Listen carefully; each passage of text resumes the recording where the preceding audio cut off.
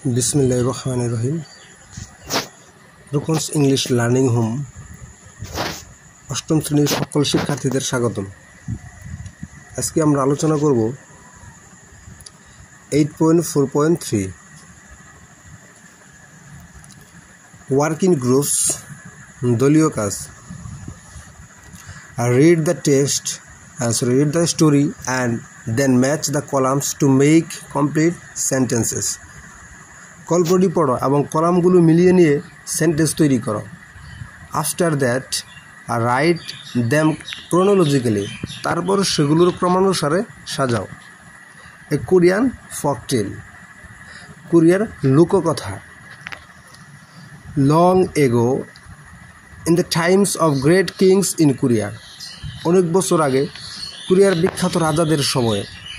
Two brothers lived with their elderly father in a house on a mountain side near the banks of a flowing river. দুই ভাই তাদের বাবার সাথে একটি কুড়ে করে প্রবাহমান নদীর তীরে পর্বতের পাশে বসবাস করত।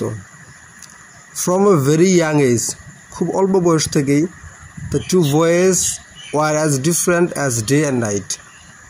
তারা দুই ভাই ছিল সম্পূর্ণ আলাদা, দিন এবং রাতের মতো। নবু দ্য এল্ডার, নবু সবচেয়ে বড়, লাইক টু পুল, টানতে পছন্দ করতো, দ্য উইংস অফ বাটারফ্লাইস, প্রজাপতির ডানা ছিঁড়তে পছন্দ করত। And trample the vegetables in the neighbour's garden, এবং প্রতিবেশীর বাগানের শাকসবজিগুলোকে পিষে দিতে পছন্দ করত। হি ওয়াজ ভেরি ক্রুয়েল, সে ছিল খুব নিষ্ঠুর, অ্যান্ড সেলফিশ, এবং স্বার্থপর। হি ওয়াজ ইনকনসিডারেট অফ আদার্স, সে অন্যদের প্রতি অবিবেচকের মতো ছিল। অন দ্য আদার হ্যান্ড, অন্যদিকে হাংবো ওয়াজ এ জেন্টেল সোল, হাংবো ছিল শান্ত স্বভাবের। He did not even want to hurt a fly, সে এমনকি একটি মাছিকেও কষ্ট দিতে চাইতো না। Hangbo respected his father and older brother, Hangbo তার বাবা এবং বড় ভাইকে সম্মান করত। Sometimes people would blame him for something his brother did. তার ভাই যা কিছু করতো তার জন্য মাঝে মধ্যে মানুষ তাকে তিরস্কার করত। It is better that I take the blame. এটা ভালো যে আমি এই তিরস্কারটা নিচ্ছি। He would say to himself, সে নিজেকে বলতো, rather than bring dishonor on my father and older brother. আমার বাবা এবং বড় ভাইয়ের অসম্মান বয়ে আনার চাইতে এটা ভালো যে আমি তাদের তিরস্কারটা গ্রহণ করছি।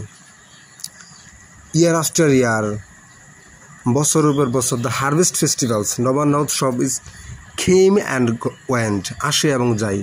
স্প্রিংস রেঞ্জ ফল, বসন্তে বৃষ্টি হয়। And in the summer warm sun shone down on the house by the river, এবং গ্রীষ্মে সূর্যের কিরণ বাড়ির উপর পড়ে নদীর পাশে। The two boys grew up, দুই বালক বড় হয়। and when they became young, এবং যখন তারা যুবক হয়, they married, তারা বিবাহ করে। Soon হাংবো and Nabu had children of their own, শীঘ্রই হাংবো এবং নবু তাদের নিজেদের সন্তান হয়। হাংবো and his wife work hard, হাংবো এবং তার স্ত্রী কঠোর পরিশ্রম করে at chores, গৃহস্থলীর কাজকর্মে। Nabu sat twiddling his thumbs, Nabu তার পায়ের উপর পা তুলে বসে থাকতো।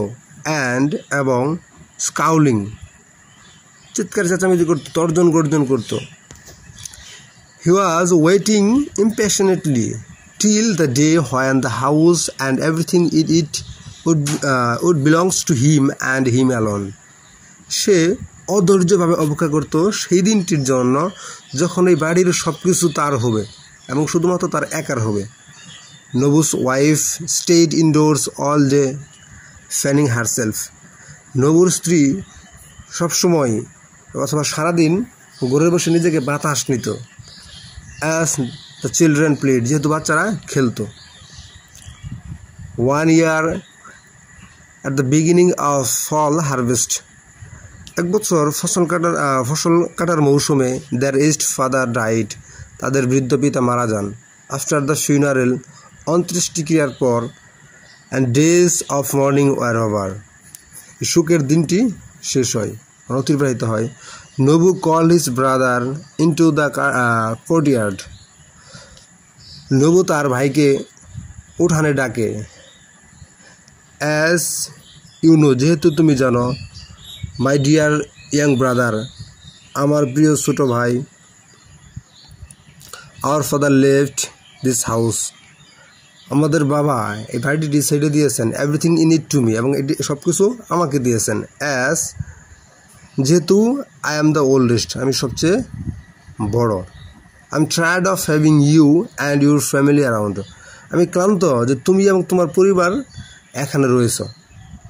Eating up all our food, আমাদের সমস্ত খাবারই খাচ্ছ। And crowding into every room in the house, এবং এই বাড়ির প্রত্যেকটা রুমে তোমরা ভিড় করে রয়েছ। বি অফ উইথ মি, আমার থেকে দূরে হওয়া বা আমার থেকে চলে যাও। হি সেইড স্পাইটফুলি, সে খুব দুর্ব্যবহারের সাথে বলল। And don't bother to come back, এবং ফিরে এসে আমাকে বিরক্ত করো না। Hungbu nodded and said, Hungu মাথা নাড়ালো এবং বলল, it shall be as you wish my brother, এটা তাই হবে যা চাবেন আমার ভাই, আপনি যা চান আমার ভাই। অ্যান্ড দ্যাট ভেরি আফটারনুন, খুব পড়ন্ত বিকেলে, his wife and 3 children set off down the mountain with nothing but few belongings on their backs to find a new home.